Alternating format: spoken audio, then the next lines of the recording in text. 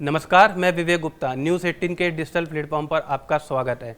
पाकिस्तान और सऊदी अरब के बीच defence deal हुई है। सऊदी अरब और पाकिस्तान के बीच 17 सितंबर को रियाद में स्ट्रेटेजिक म्यूचुअल डिफेंस एग्रीमेंट हुआ।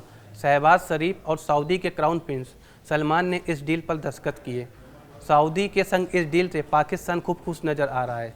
खुद पाकिस्तान के प्रधानमंत्री शहबाज शरीफ खुशी से फूले नहीं समा रहे हैं। मगर क्या वे सऊदी क्राउन प्रिंस मोहम्मद बिन सलमान की गहरी चाल समझ पाए हैं? भले ही पाकिस्तान मन ही मन खुश हो, मगर इसमें उसका फ़ायदा कम और सऊदी का फ़ायदा अधिक नज़र आ रहा है। इसकी सबसे बड़ी वजह है पाकिस्तान का न्यूक्लियर संपन्न देश होना। जी हाँ, पाकिस्तान एक न्यूक्लियर वेपन वाला देश है। सऊदी अरब के पास अब तक परमाणु हथियार नहीं है। यही वजह है कि सऊदी के क्राउन प्रिंस मोहम्मद बिन सलमान ने बहुत सोच समझकर यह डील की है। इसमें पाकिस्तान का कम और सऊदी का फ़ायदा अधिक नज़र आ रहा है। इस डील के बाद यह कहा जा रहा है कि यह डिफेंस डील सऊदी अरब को पाकिस्तान के परमाणु हथियारों का अप्रत्यक्ष तौर पर फ़ायदा दिला सकती है। वैसे भी अमेरिका की बदलती नीतियों से सऊदी अरब टेंशन में है। उसे अब अमेरिका की सुरक्षा गारंटी पर पहले की तरह भरोसा नहीं रहा।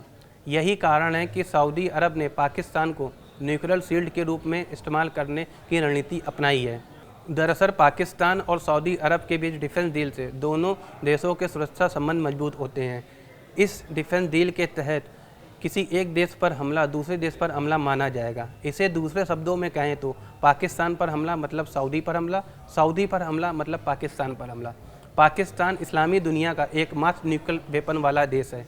इस डील के तहत पाकिस्तान अब सऊदी को हथियारों की आपूर्ति और ट्रेनिंग देगा, मगर असली खेल न्यूक्लियर डोमेन में है। सऊदी लंबे समय से परमाणु क्षमता की चाहत रखता है। सऊदी की ईरान से भी नहीं बनती और ना तो इजराइल से। न्यूक्लियर कार्यक्रम के ईरान के न्यूक्लियर कार्यक्रम से केवल पश्चिम देश ही नहीं बल्कि सऊदी के प्रिंस सलमान भी डरे हुए हैं। यही कारण है कि सऊदी ने इस डील के तहत पाकिस्तान को अपना साझेदार बनाया है। जानकारों का मानना है यह डिफेंस डील सऊदी अरब के लिए न्यूक्लियर अम्ब्रेला का काम करेगी। पाकिस्तान के पास 170 परमाणु हथियार हैं। अगर फ्यूचर में कभी सऊदी पर हमला होता है तो इस स्थिति में पाकिस्तान को भी जंग में सऊदी की ओर कूदना होगा। ऐसे में पाकिस्तान की न्यूक्लियर थ्रेट सऊदी की अरबों सालों तक रक्षा कर सकती है। उधर पाकिस्तान के शहबाज शरीफ को यह डील आर्थिक राहत लग रही है।